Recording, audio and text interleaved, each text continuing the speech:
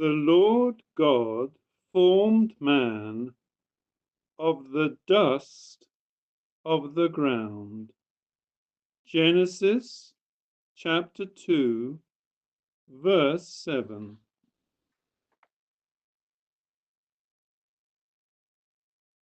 The life of Adam is but a brief page, but each line supplies a volume larger than the books of human mind.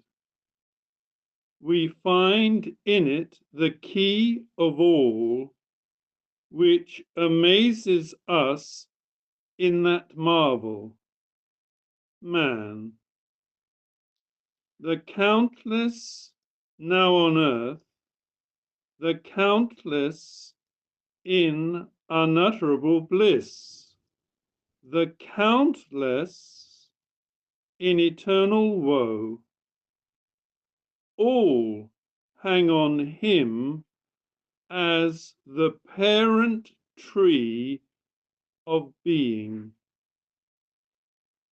All who shall yet be born to shine in heaven or to glare in hell must flow as streams from this fountain head. When we go back to the birth of him, who is this common birth, we naturally ask, of what material is the work? Pride would conclude that no mean quarry could produce such frame. But pride must lie low before the unerring word. Dust thou art. Ponder this first truth. The mightiest monarch, the Lazarus at his gate, are one in base original. The common parentage is that of worms. The flesh of each is but the filth which our feet scorn. Who, then, will boast of beauty or of strength?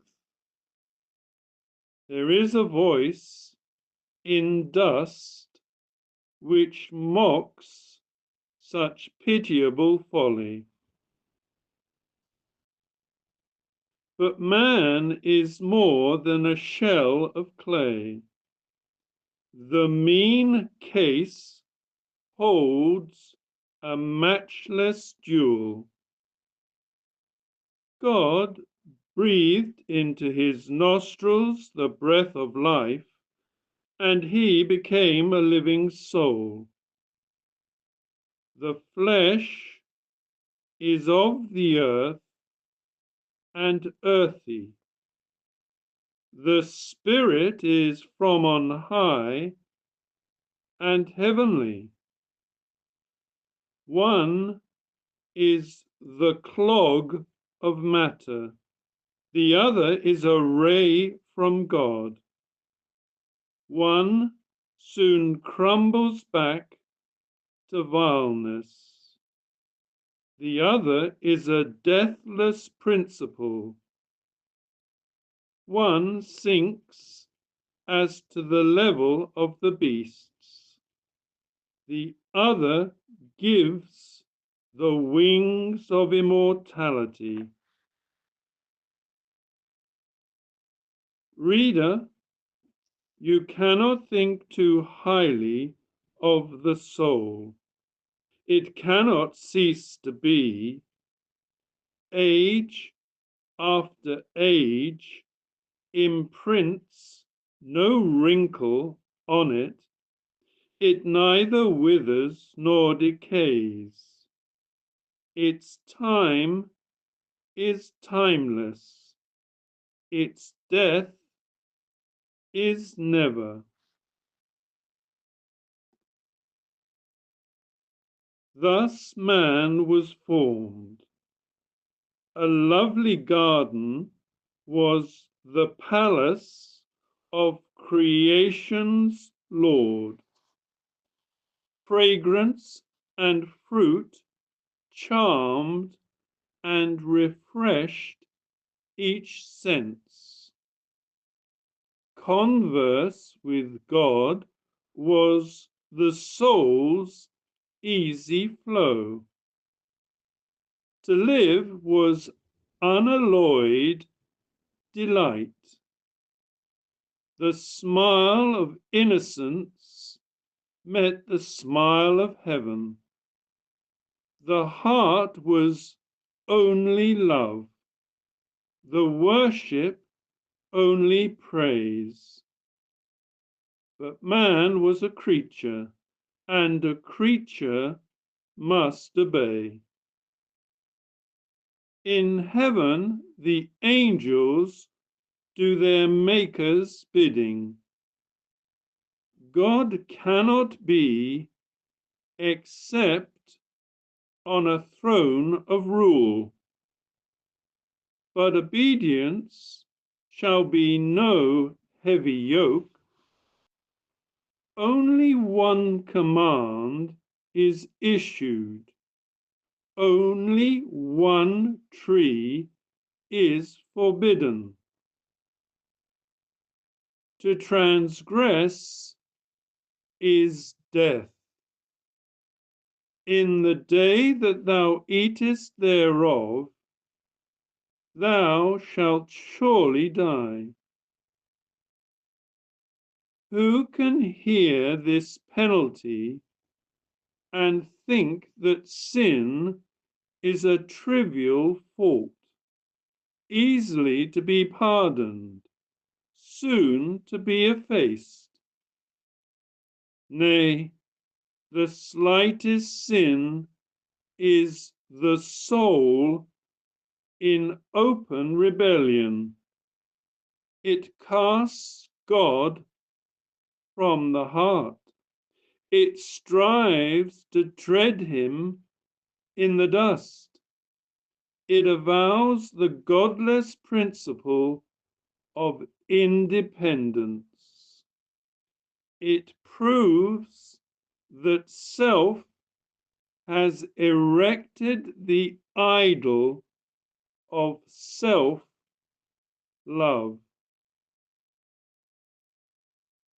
Can God then connive at evil?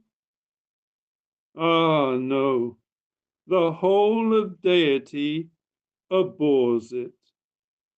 Therefore, to transgress is death. Such is the penalty.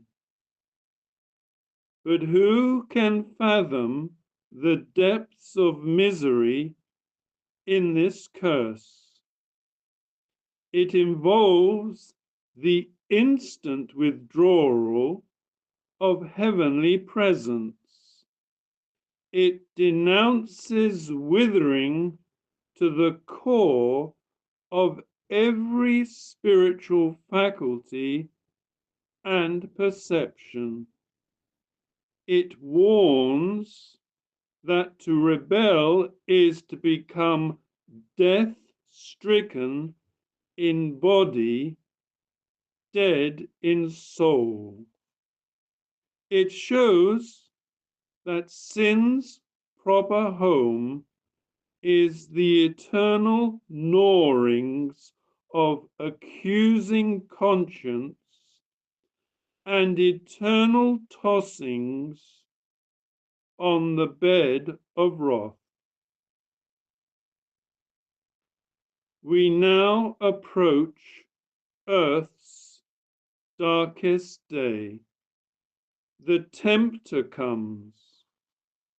We reason not with those who ask if this might not have been averted. We see that piety untried is piety uncertain. With subtlety the snare is laid. Evil suggestion is presented.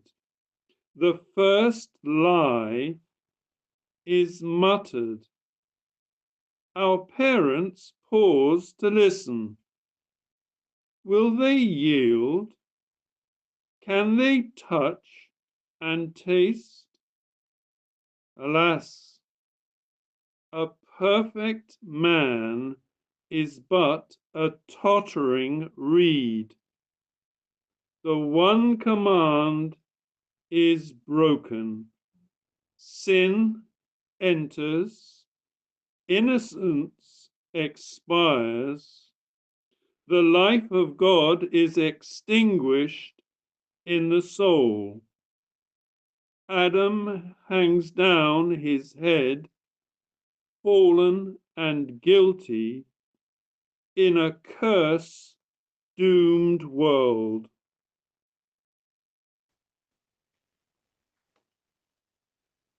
It becomes us to consider well the miseries of this foul deed. It is the clue of all the dark confusion which perplexes us without and humbles us within. The universe moves not on the pivot of right order. The briar, the thorn, the hard toil tell of a sterile soil. The storm, the hurricane, the earthquake, the blight, the pestilence proclaim that displeasure frowns from heaven. All things, by tending to decay, show that death wields an unrelenting scepter. The tears, the sighs, the groans, and all the train of sorrows which follow in the rear of pain and bereavement evidence that an angry God deals angrily. But this is not all. The bitterest curse fell on the heart. Alas, what a wilderness is it of hateful weeds. We read, and conscience echoes, it is true. Every imagination of man's heart is only evil continually. The Lord looked down from heaven upon the children of men to see if there were any that did understand and seek God. They are all gone aside. They are altogether become filthy. There is none that doeth good, no, not one. The mind is vain, the understanding darkened. Ignorance sits as guide. Right feeling has fled.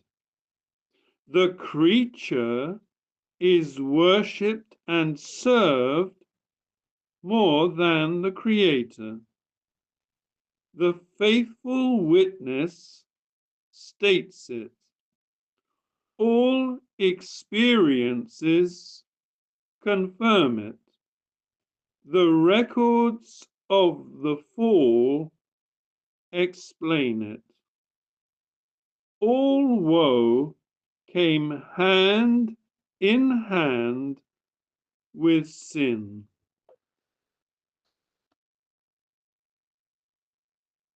In Adam, all die. Reader, next mark how it is that all our race had share in the first sin. Adam stood before God not as an isolated being, but as a common person. All generations were in his loins. The whole